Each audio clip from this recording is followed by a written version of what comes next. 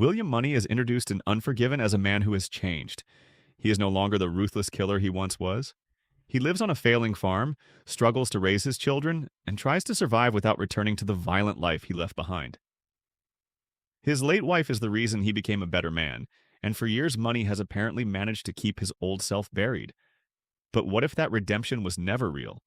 What if William Munny didn't become a good man at all? What if he simply stopped killing because he no longer had a reason to? Unforgiven is often remembered as the story of an old gunslinger forced to become a killer one last time. But underneath that story is something much darker. William Munny isn't a hero who falls back into violence. He is a violent man who spends years pretending he has escaped what he really is. The first clue is the story Munny tells about his past. He admits that he used to be a terrible man. He drank, killed, robbed, and behaved without mercy. Then he met Claudia, the woman who became his wife, and she convinced him to change. After her death, Munny continues living according to the values she taught him. He tells the Schofield kid that he isn't the man he used to be. But notice something important. Munny never actually proves that his violent nature disappeared. He simply hasn't been tested. His transformation is based on the absence of violence, not necessarily the removal of the person capable of committing it. Then the bounty appears. A prostitute named Delilah is brutally attacked and disfigured by two cowboys, and the women of the brothel offer a $1,000 reward for killing the men responsible. Munny initially refuses. He says he has children to feed and wants nothing to do with his old life. But eventually poverty wins. He rides out with Ned Logan and the Schofield kid to collect the reward. Suddenly, the man who claimed to have buried his past is carrying a gun again. The movie doesn't present this as a triumphant return. It feels uncomfortable from the beginning. Munny isn't riding toward glory. He's returning to something he knows too well. And this is where Unforgiven destroys the classic Western hero. In a normal Western, the protagonist is usually the better gunfighter, the man who walks into town, confronts evil, and restores justice. Munny isn't that man anymore. He struggles to shoot accurately. He falls off his horse. He becomes sick. He needs help. Age has taken away the effortless confidence of the gunslingers Eastwood used to play. But the terrifying part is that the violence is still inside him. He doesn't need to be the fastest gun in the West. He only needs someone to give him a reason to become William Munny again. The Schofield kid is another important clue. The kid has built a fantasy around violence. He wants to become a legendary killer.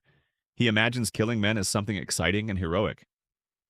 Munny initially seems like the perfect person to teach him the truth about that life. But Munny's response is not what the kid expects.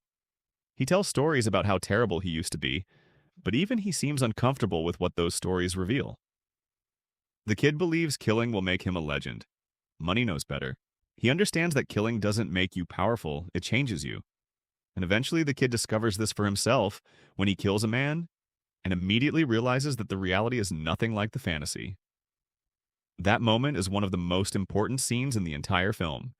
The kid has spent the whole story wanting to become a killer. After finally doing it, he breaks down. He isn't celebrating. He is terrified. He looks at the dead man and realizes that a human being was actually there. This destroys the romantic image of the Old West that movies had been selling audiences for decades. And Munny doesn't comfort him with some heroic speech about justice. Instead, he gives him an even darker truth. Killing someone can become easier once you've done it before. The violence doesn't make you feel powerful forever. It simply becomes something you are capable of doing. Then comes Ned Logan. Ned is arguably the closest thing Munny has to a reflection of his former self. But unlike Munny, Ned doesn't want to return to violence. He knows what that life costs. After the group reaches Big Whiskey, Ned becomes separated from the others and is captured by Little Bill. The sheriff beats him and eventually kills him. His body is placed outside the brothel as a warning. This is the moment that changes Munny completely.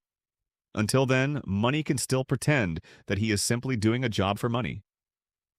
After Ned's death, that excuse disappears. And this is where Munny's supposed redemption begins to collapse. Munny returns to Big Whiskey alone. He is no longer the reluctant farmer who rode into town because he needed money for his children. He becomes something else entirely. He walks into the darkness carrying a rifle and starts hunting the men responsible. The final sequence is deliberately filmed like an old Western showdown, but Eastwood uses it to turn the heroic gunslinger image inside out.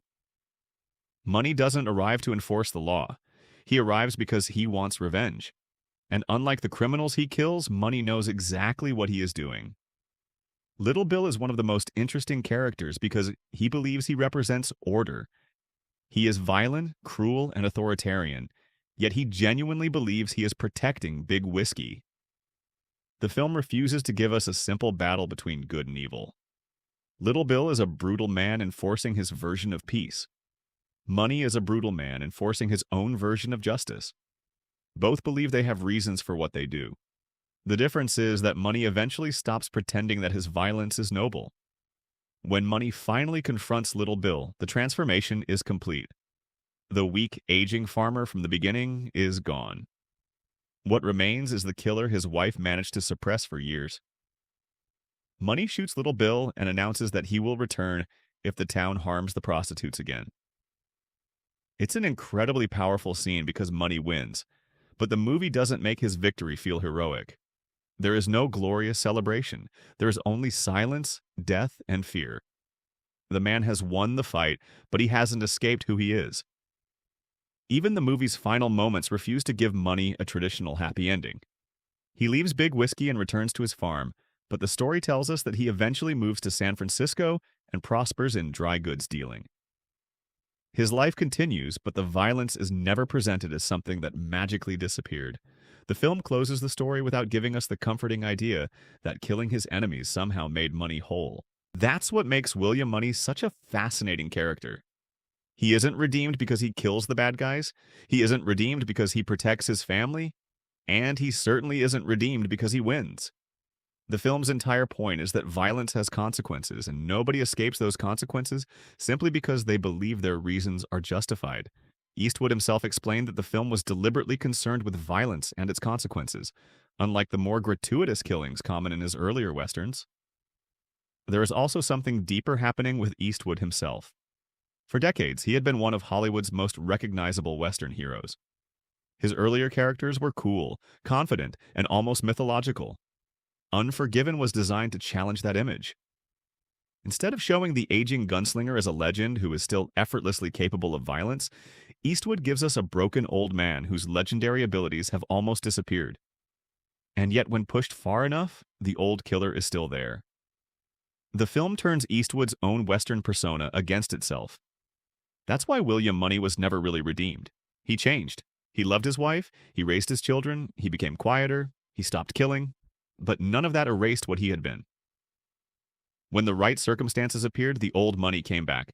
The disturbing truth is that perhaps he never disappeared at all. And maybe that's the real meaning of Unforgiven. The movie isn't about a bad man becoming good. It is about whether a violent man can ever truly escape his past. Munny spends years trying to become someone else, but when the world gives him a reason to pick up a gun again, he proves exactly who he still is. The legendary gunslinger didn't die. He was simply waiting.